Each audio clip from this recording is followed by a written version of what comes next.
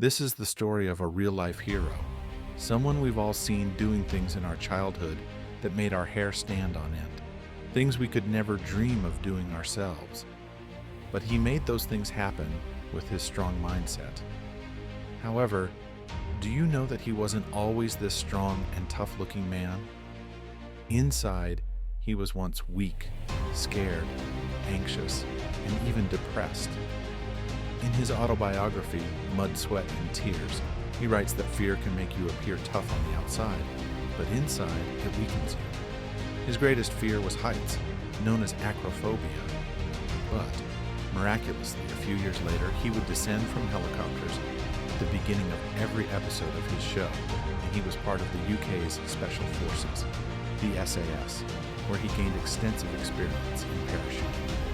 He had jumped from planes many times. At 21, during a mission in Zambia in 1996, he jumped from a height of 16,000 feet. But this time, his parachute didn't open as he leaped into the sky. He managed to open the parachute at the right time, but he was still falling rapidly. When he looked up, he realized the parachute hadn't fully opened. In a panic, he tried pulling the cords, but as he struggled, he collided with the ground, and everything went dark in an instant. He landed on his back and immediately felt excruciating pain. Worse, despite falling from such a height, he was still conscious. He couldn't move, just lay there crying loudly, hoping that someone would come to rescue him. The pain was so intense that he thought death would be better, but death wasn't coming. He lay there for a long time, writhing in pain, until his comrades took him to a hospital in Africa. He remembers the doctor injecting something into his back, and slowly the pain began to subside. He started to think he was getting better and tried to move, but the doctor told him that he wouldn't be able to walk again. Hearing this at the age of 21 felt like the end of the world. When he saw his x-ray, it was clear that 3 of his vertebrae, T8, T10, and T12, were shattered. These are the strongest bones in a person's back, and they were completely crushed. The young man who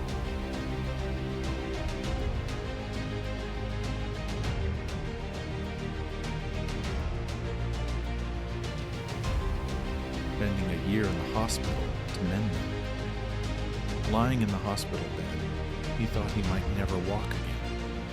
The reason, the meaning or purpose of his life was adventure, exploring new places.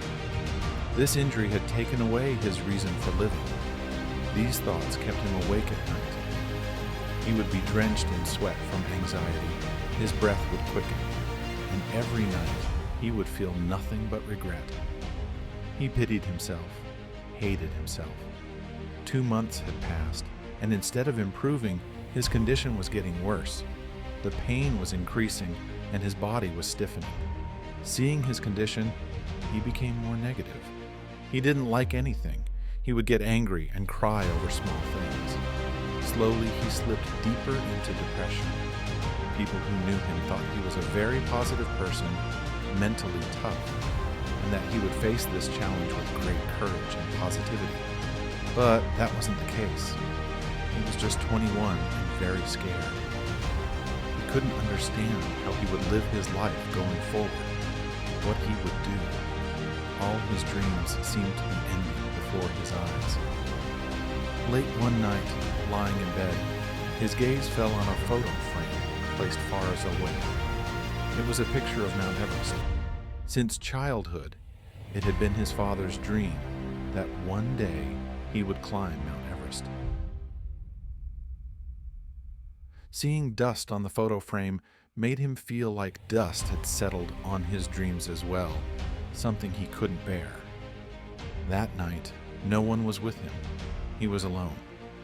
Summoning his courage, he stood up and, using crutches, walked to the photo frame, wiped off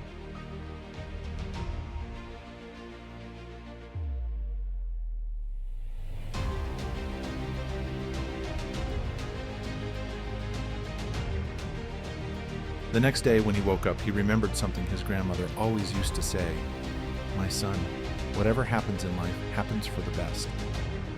This person who always finds reasons to be sad and troubled. Whenever you find yourself in trouble, always remind yourself that whatever is happening is God's will, and God never lets anything wrong happen. This time, he understood the depth of this statement and realized that he could have died from this injury. But because he was alive, it meant God had a better plan for him. After this, he stopped worrying about what would happen in the future. Would he be able to walk again? Would he be able to work in the special forces again? These worries stopped bothering him. When his overthinking reduced, he found peace of mind. His stress and negativity began to decrease. He started repairing his mind before his body. As his mind became stronger, his body began to heal on its own. His wounds started to heal, and the speed at which his bones were mending increased. He remembered something his closest friend had once told him. God has the power to birth, death, and rebirth, and this injury was your rebirth. Now, he felt like a new child, free from worries, not concerned about the past or future, just grateful for the present. He says that life doesn't often give us a second chance, but if it does, be very grateful. He was grateful for his life, for his broken back, for his dreams. He took the picture of Mount Everest in his hands and shouted, "As soon as I get better, I will touch the summit of Mount Everest." If anything helped him out of his depression the most, it was his goal, his aim. He didn't have a reason to live until then, but in that condition, when he couldn't even walk, he made a promise to himself that he would climb Mount Everest. When he told people around him that he wanted to climb Mount Everest after recovering, they ignored him. But his goal was clear. He had to get better as soon as possible. Both his body and mind had a goal they could work on together. 3 months after the accident, the pain began to subside. 8 months later, he was discharged from the hospital. In a year, he was fully recovered, but the doctors told him he couldn't return to training with the Special Forces. He had no job, so no money, but he needed 2.5 million rupees to achieve his dream, to buy the equipment needed for Everest training. He wrote proposals to about 250 companies for sponsorship, and every single one rejected him. After facing 250 rejections, he still didn't give up. He knocked on many doors, but disappointment met him each time. Finally, the SASA Forces Help Organization helped him make this dream come true. 18 months after the parachuting accident, in 1998, he fulfilled his childhood dream. His journey to climb Mount Everest is a story in itself. The journey wasn't easy at all. 4 people in his group lost their lives, and he had 2 near-death experiences where he narrowly escaped death. But somehow, at the age of 23, he became the youngest Briton to reach the summit of Mount Everest. After this, his story became very famous. People started inviting him to seminars as a speaker. Many documentaries were made about him, and finally, Discovery gave him the opportunity that brought him worldwide fame. And after that, everyone knew him from Man vs. Wild. You might be one of those people too. If you liked this video, click the like button, subscribe to the channel, and turn on the bell notification so you don't miss future videos. Thank you for watching.